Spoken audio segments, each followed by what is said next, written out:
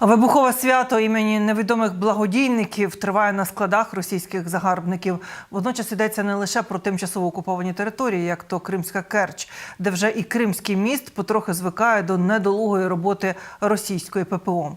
Процес демілітаризації Росії відбувається і у самій Росії. Це добре відчувають жителі Білгородської області, які вже розуміють, що російська війна зачепить і їх самих.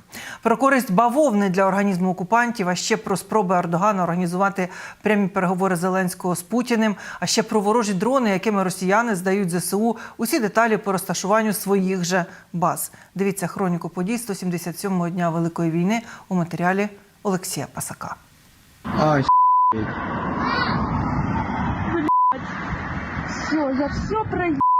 Але військовий склад у Білгородській області Росії, вочевидь, не пропустив потрібний сигнал від невідомих добродіїв. Напередодні ввечері, неподалік селища Тімоново, горіло і рясно вибухало. Ані жертв, ані постраждалих немає. Принаймні, так стверджує місцева влада, яка чомусь почала оперативну евакуацію мешканців із кількох селищ довкола. Пора уезжать уже. Страшно становится. Ситуація з постійними підривами російських складів БК у перспективі кількох тижнів може схилити баланс сторін на користь ЗСУ. Про це П'ятому каналу говорять самі ж військовослужбовці. Дуже багато бавовни. Це так багато, що в принципі, я коли бачив вибухи в Білгороді, я оце аж наклав свій голод, скажу, що це випустили Кракена. Ну так вибухало вже, що це дуже солідно. Тобто я навіть не знаю, от такі вибухи, вони справді вже можуть певною мірою змінити, скажімо, якщо не хід війни, то певною мірою ситуацію на окремій ділянці фронту. Росіянам із прилеглих до українського кордону території варто звикати до нової традиції – свята бавовни зі смаком зворотної демілітаризації. У білгородських телеграм-каналах учора почали поширювати і відео пожежі в іншій частині області – на військовому литовищі поблизу Старого Осколу. А це вже нічна порція бадьорості для окупантів у Криму. В Керчі, просто поблизу Кримського мосту, очевидці бачили яскраві вогні у небі і чули низку вибухів. Что это? Что это? Что это? Что это происходит? Опять? И звук. Господи. У соцмережах швидко розлетілася інформація про вибухи на військовому аеродромі Бельбек, що біля Севастополя. Але і там, і в Керчі влада усе пояснює роботою російської ППО, яка полювала на безпілотники. Підтверджень чи спростувань від української Міноборони щодо нових ударів по Криму, як це було і у попередньому випадку з вибухами на литовищі Саки, немає. Але що є напевно, то це відчутний психологічний вплив на окупантів. Слышите, запустили такую же хуйню, потому что... Я же сказала. Можемо говорити чітко, що в Криму на сьогоднішній момент і в Білгороді теж просто страшна паніка. Реально сьогодні вночі, те, що у них творилося в коментах, те, що у них творилося в соцмережах, це реальна паніка, вони перелякані.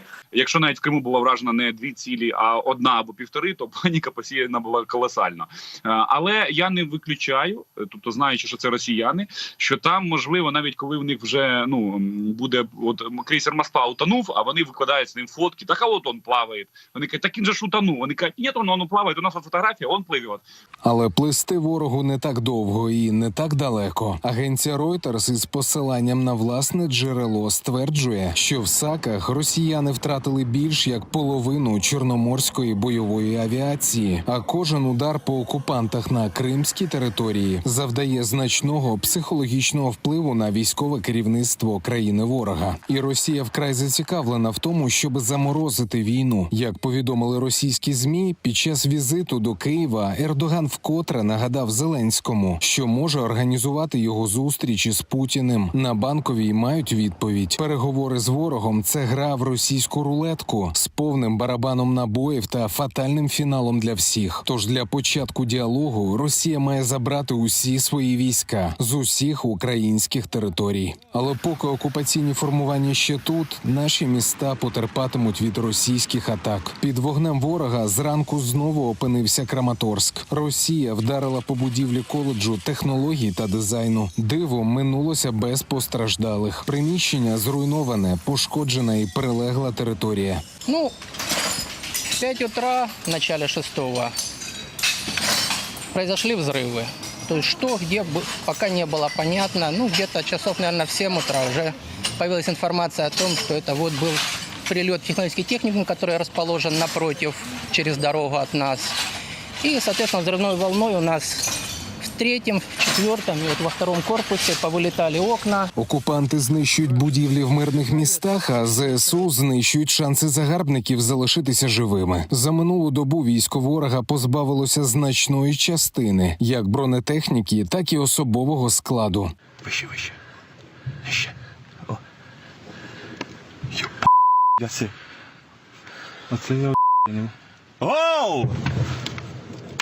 Все, включай.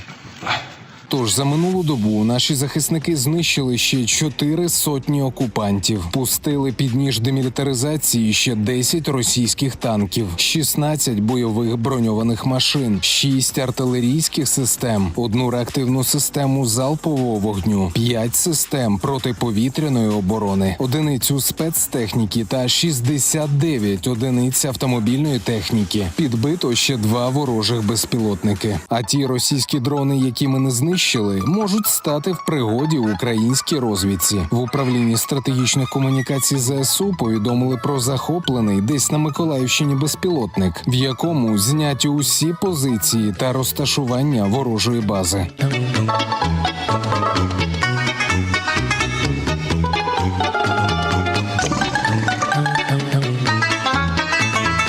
А там, де російським окупантам щастить лишитися 300-ми, не варто забувати, що навіть українська земля може виявитися для них смертельною.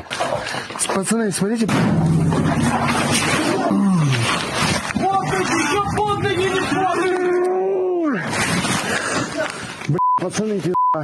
Олексій Пасак, 5 канал.